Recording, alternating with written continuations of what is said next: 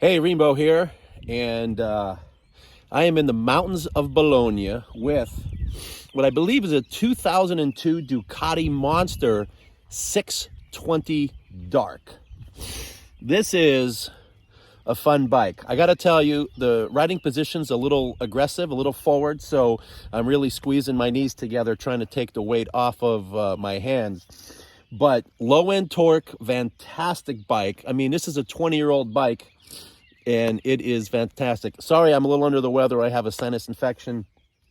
But I got to tell you, I know why all of the Italian riders are so good, because there are no straightaways here. Everything is a turn. Everything is a blind turn. You don't know. And when you don't know this area, this has been a lot of fun. This is nothing but twists and turns. I think you're going to wear out the sides of the tires, unlike Florida, where the center gets worn down really fast. I call it the Florida flat spot. Anyway, here on a Ducati Monster 620 Dark. And it is a great bike. Again, lots of low-end torque, great brakes on it, dual front calipers.